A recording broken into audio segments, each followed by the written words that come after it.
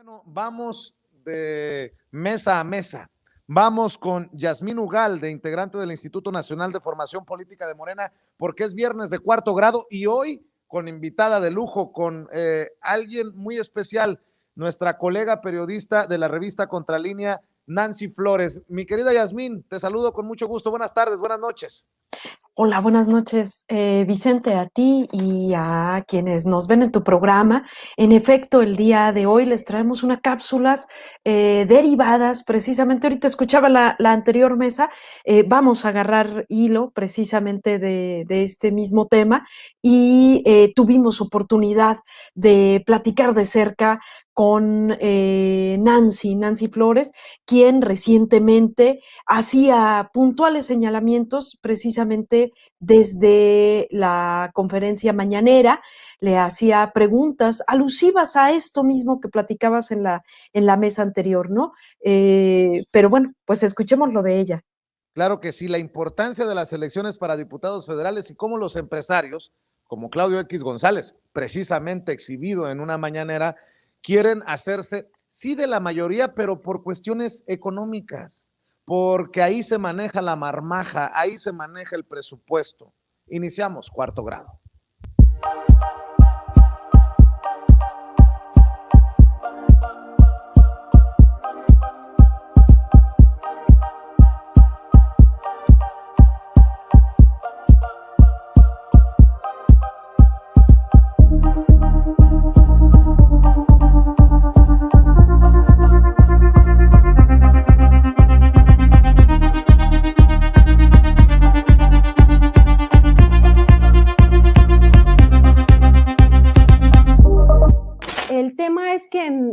A mitad de sexenio, el control de la Cámara de Diputados es muy importante por 4 cuestiones que yo también le planteaba al presidente en la mañana, pero que él ya no me quiso responder, justamente por esta coyuntura de que estamos a punto de las votaciones.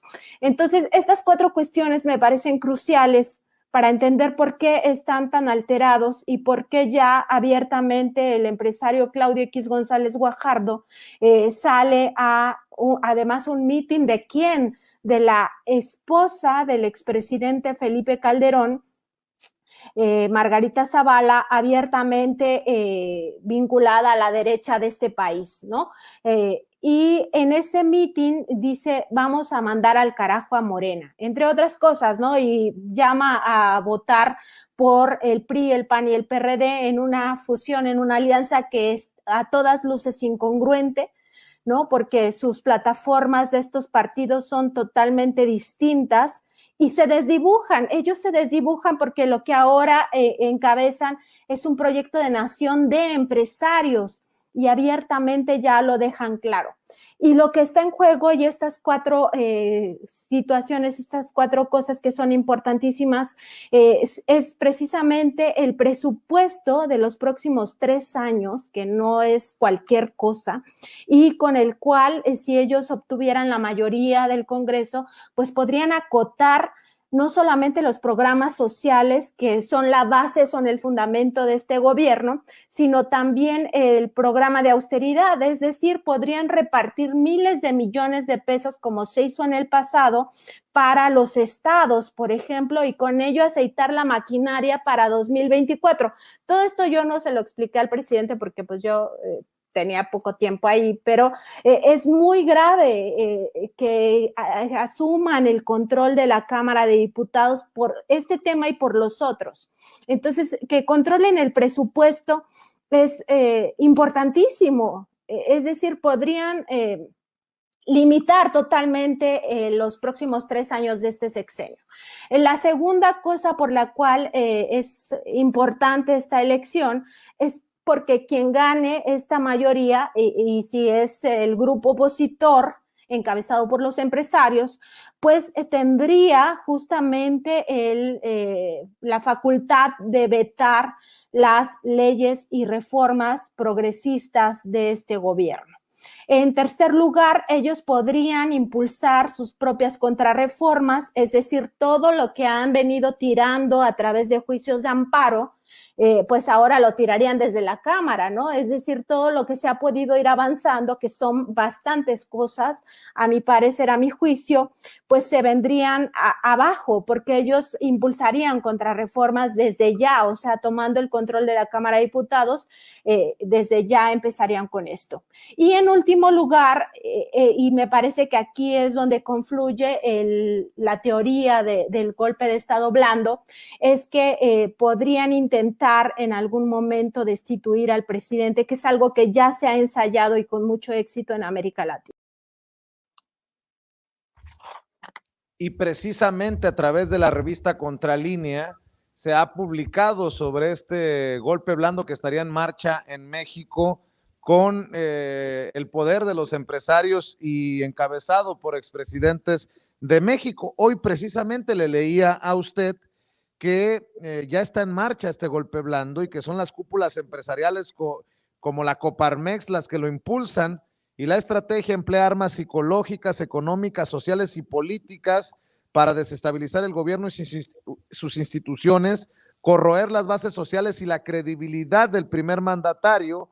Y los actores principales, pues ya los hemos mencionado con nombre y apellido: Claudio X González, los historiadores Aguilar Camín y Enrique Krause. Y aquí la cuestión es que lo hacen porque pueden, porque tienen el dinero, porque tienen los medios para el calentamiento de calle. Qué preocupante y a la vez interesante concepto, querida Yasmín. Sí, aquí hemos platicado en varias ocasiones, recordarás, el tema del golpe blando, que es una estrategia que tiene varias miradas, pues, ¿no? Visto desde varios espacios cómo se va haciendo esta estrategia para, pues, para lograr el golpe de Estado, no como se conocía de manera violenta, sino irlo haciendo de manera judicial. Esto que dices precisamente del calentamiento de las calles, lo vimos en recientes meses con el tema de las mujeres, del feminismo, que es apropiado por quienes jamás habían tomado esa bandera. Recientemente, por ejemplo, el día de hoy, el propio presidente hablaba de esto también con el tema de los ambientalistas, ¿no? Que los que nunca se fijaron en esto también toman estas banderas y calientan las calles. Yo resaltaría un par de cosas. Cuando Nancy hace este cuestionamiento al presidente, la respuesta del presidente, ¿cuál es la respuesta ante este escenario que ella plantea y que muchos estamos muy claros que está ocurriendo en nuestro país, pues, o sea, pensar que se está instaurando un golpe blando en nuestro país, que si bien en este momento de electoral se ha exacerbado, ha sido mucho más cínico y sin vergüenza como lo han planteado, pero teníamos meses ya en este embate de la oposición, pero el presidente responde y vuelve a poner en las manos del pueblo la solución. Él dice, el pueblo es bueno y es sabio. Vuelve a depositar en el pueblo esta sabiduría de poder responder ante esta estrategia. Sabemos que en el 2018 logramos erradicar una parte de este poder precisamente que decías. Si ahorita todavía estos personajes lo pueden hacer, es porque todavía están instaurados en algunos espacios, donde tienen todavía algunos espacios de poder y los utilizan para hacer posible esta estrategia. El presidente vuelve a poner en manos del pueblo cómo seguir erradicando y cortarles esas líneas a estos que no están dispuestos a transitar hacia un espacio de transformación, ¿no? Y transformación verdadera aparte. Precisamente vamos a ver y escuchar otro segmento con Nancy Flores, periodista de la revista Contralínea. Pienso que sí le hablan a ese sector específicamente que pueden manipular y que pueden llevar a las urnas movidos por esto. Y al mismo tiempo generan un discurso que se repite no solamente en estos desplegados, sino en todos los programas, en todos los medios corporativos, sean impresos o sean electrónicos o sean digitales, y se apoyan en sus propias redes, en sus propias estructuras, en sus asociaciones, en sus organizaciones, para reproducir estos discursos. Y entre más los reproducen, a más gente llegan y ellos tienen la idea de que se puede por lo menos sembrar la duda en la gente. Por eso se le llama también calentamiento de calle, o sea, agarran banderas legítimas, como podría ser el caso del feminismo, personas que ni siquiera creen en el feminismo, es decir, que ni siquiera están porque la mujer decida sobre su propio cuerpo, que es la base del feminismo. Si tú no estás a favor del aborto, no eres feminista, no puedes ser feminista ni aquí ni en ningún lugar del mundo. Y ellos, el PAN, por ejemplo, la derecha, los pro vida, se han metido a calentar la calle en el tema del feminismo, a decir estamos con ustedes, nosotras sí las respaldamos, etcétera, y se meten, o sea, realmente lo hacen, lo logran, entonces van encaminados a estos sectores que pueden ser penetrados de alguna manera, ¿no? O sea, no hay nadie que diga, pues tú no porque eres pro vida, o sea, al final, si tú vas y te sumas a una marcha, nadie te va a controlar si es legítima tu presencia ahí. Entonces, me parece que ellos reproducen discursos para generar un ambiente que es lo que ya se ha ensayado en América Latina, que tiene que ver con justificar lo que viene después, porque el golpe blando es una serie de fases. A veces pareciera que vienen todas juntas, pero no, o sea, van poco a poco avanzando. Y lo que faltaría en este caso tiene que ver con el derrocamiento ya, con el quiebre institucional, con buscar cómo quitar al gobernante. Entonces, en este caso, pues podría ser a través del Congreso, si es que lo lograran, o a través de juicios. Y eso tiene que tener cierta legitimidad en la sociedad. O sea, tampoco puedes generar una revuelta social que después se te salga de las manos. Si ellos generan esta crisis, y además tienen un discurso más o menos homogéneo, pues te lleva a pensar que es legítimo lo que le está pasando a ese gobernante, que está bien que se vaya, que está bien que lo quiten porque era un corrupto, por lo que sea, ¿no? Entonces, hacen que la gente asuma el golpe de Estado blando como si fuera una cosa democrática, cuando en realidad es todo lo contrario, es un suceso antidemocrático, es algo que viene con algo mucho peor después. Es decir, después de que se derrocan a los gobiernos, salvo en el caso de Bolivia, que pudieron después retomar el poder a través de las urnas. Y fíjate, Yasmín, que vamos a entrarle a otro elemento del que hablamos mucho aquí en Sin Censura como medio independiente, alternativo, digital. Esas verdades absolutas que pretenden perpetuar desde los medios tradicionales, medios que siguen sirviendo a intereses, que siguen vendiendo imparcialidad que no existe y que siguen creyéndose dueños de la verdad absoluta. Tan es así que sigues viendo en la gran mayoría de los canales de televisión, de las estaciones de radio, de los periódicos, a los mismos y a las mismas de siempre, que son los que replican mucho de este discurso del que habla Nancy Flores. Así es, seguimos viendo a los mismos diciendo lo mismo desde hace años, ¿no? O sea, es decir, desde hace cuántos años venimos escuchando decir que López Obrador es un peligro para México. O sea, pues ya es hasta un tanto, uno pensaría o una pensaría que pues se les debería de acabar este discurso, pero precisamente Nancy lo explica muy bien, ¿no? Es algo que se tiene que estar diciendo es parte de esta estrategia, tener este discurso homogéneo de tal manera de poner en el imaginario de la ciudadanía esta narrativa, ¿no? De sí, pues sí es cierto, ¿no? O sea, si todos los días nos dicen que las cosas están mal, pues en una de esas sí te la empiezas a creer, ¿no? Para que una vez que ocurra, o si es que ocurriese un golpe de Estado, un golpe blando, y derroca al gobernante en turno, pues tú lo creas algo legítimo, creíble y aparte, pues que obedece a tu realidad, ¿no? Es decir, es toda una estrategia, por eso hemos insistido mucho en el tema de que espacios como este tienen que dar el combate constantemente, hay que estar repitiendo dónde está la mentira, qué es lo que no está bien, y alguien tiene que dar esta otra narrativa de nuestras realidades, ¿no? O sea, en mi realidad, López Obrador no es un peligro para México, y alguien lo tiene que decir. No es un peligro para México, ni es un peligro para la libertad de expresión. Solo como ejemplo, porque lo acabo de ver ayer, León Krause, el hijo de Enrique Krause, quien es conductor de espacios informativos en Univisión, la Univisión de Jorge Ramos, por ejemplo, promueve un fragmento de su conversación en donde, en el podcast de Letras Libres, ¿con quién? Con Víctor Trujillo, el hombre detrás de la peluca de Broso. ¿Y cómo lo plantean?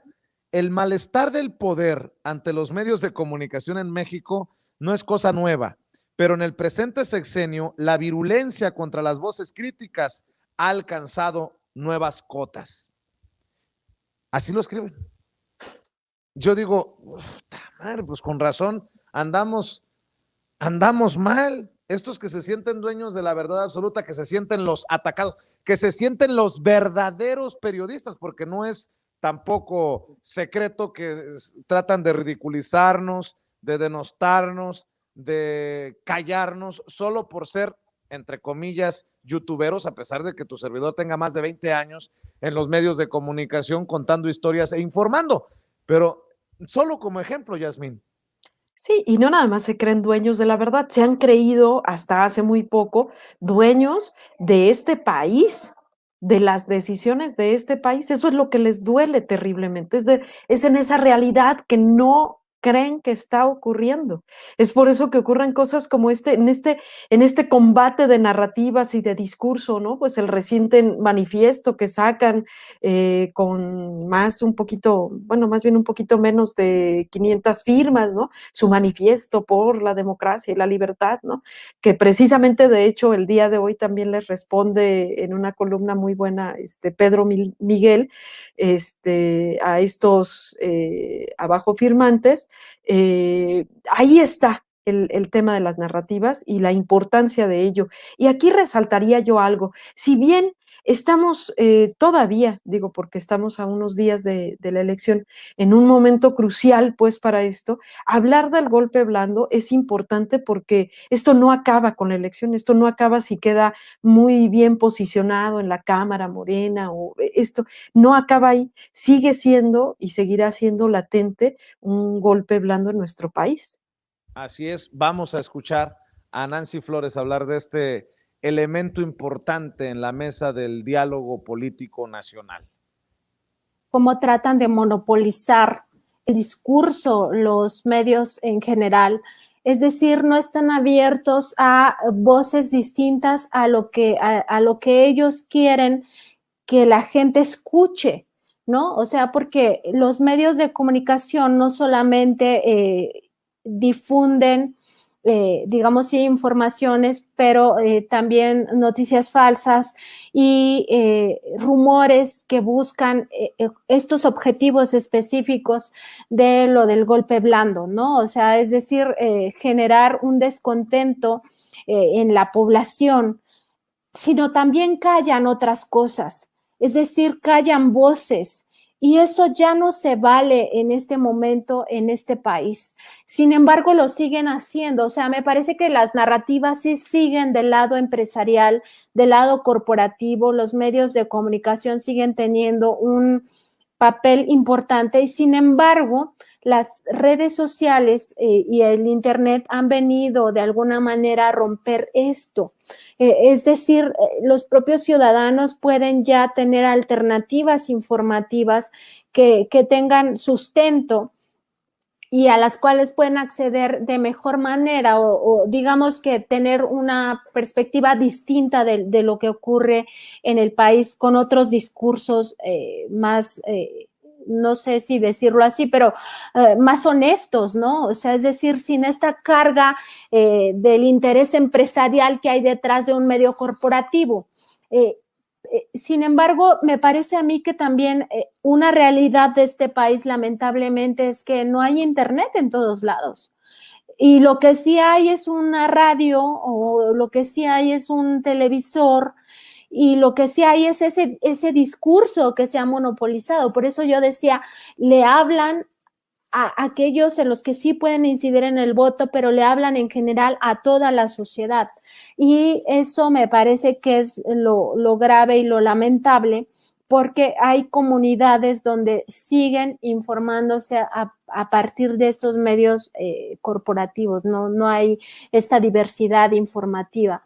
Entonces, sí es una, digamos, condición de los medios corporativos revisar cuáles son los discursos que quieren que se publiquen o que quieren que se transmitan y evidentemente no le abren el espacio a voces distintas.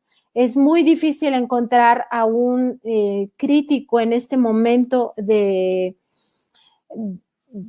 digamos, a un crítico de la derecha. O sea, lo que vemos en la mayoría de programas, en la mayoría de diarios, en la mayoría de incluso portales de internet, es discursos de derecha. O sea, no hay nada crítico a eso. ¿Por qué? Porque ellos tienen monopolizado el discurso y es realmente dramático ver cómo manipulan esta parte de la comunicación. Pues ahí está la opinión de Nancy Flores. ¿Con qué análisis quieres cerrar? ¿Con qué reflexión quieres cerrar, Yasmín? Mira, Vicente, y te escuchaba decirlo precisamente en la mesa anterior y es un excelente momento para enmarcarlo y señalarlo. Esta elección que estamos viviendo es histórica. Precisamente tú decías hace un momento, bueno, es que la cantidad o sea, la hace histórica porque es enorme, pues la cantidad de cargos que se juegan en ella es suficientemente para llamarla histórica.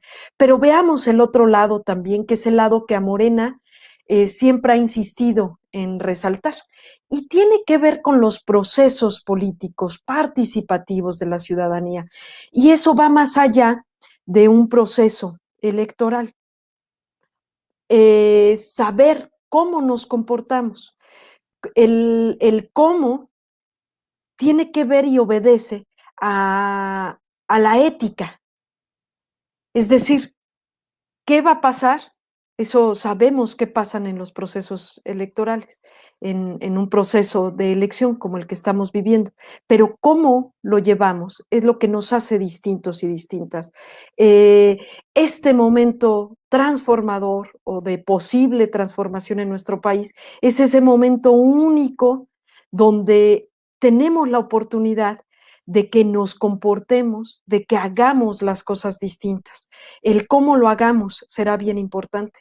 El cómo se comporta el presidente de la República ante este momento. Podemos asegurar, por ejemplo, que ha sido un proceso donde no ha metido las manos la presidencia, donde ha sido combativa a más no poder, pero se le ha permitido esa libertad también a los medios de comunicación, a unos y a otros, expresarse. El cómo se ha desarrollado este proceso ha sido único. En pocos espacios de la vida de nuestro país se ha dado un proceso como este. El presidente de la República lo ha mencionado. Tal vez el único proceso que se le parece al que estamos viviendo ahora es al que se vivió con el presidente Madero. Hagamos un recuento de cuántos años llevamos sin poder vivir un proceso como el que estamos viviendo ahora. Eso es lo que hace histórico a este momento de elección. Y en ese contexto incluiría una cosa más. Estamos pensando, a colación un poco de lo que decía ahorita Nancy, decía, bueno, es que las noticias falsas, es que los medios de comunicación tradicionales, y ojo, siempre pensamos en los medios de comunicación en términos políticos, en los noticieros, que la gente se informa solamente con los noticieros, pero hay un sector de la población que no ve los noticieros, pero sin embargo ve toda la otra programación que tiene que ver con un estilo de vida, y esos son los comos. Ahí vienen insertada la ética de la ciudadanía. Eso es con lo que tenemos que combatir. Por eso hay que estar muy alertas en estos procesos que presuponen que serán transformadores para la vida de mexicanas y mexicanos. Pues estaremos al pendiente, Yasmín Ugalde. Te agradezco siempre que te expreses sin censura en este espacio libre como el viento, y saludos a todos en el Instituto Nacional de Formación Política de Morena. Quedamos al pendiente, Yasmín. Claro que sí, Vicente, agradecer el espacio y a ti y a tu audiencia. Muchísimas gracias y buenas noches. Buenas noches, es Yasmín Ugalde, integrante del Instituto Nacional de Formación Política de Morena, le decía.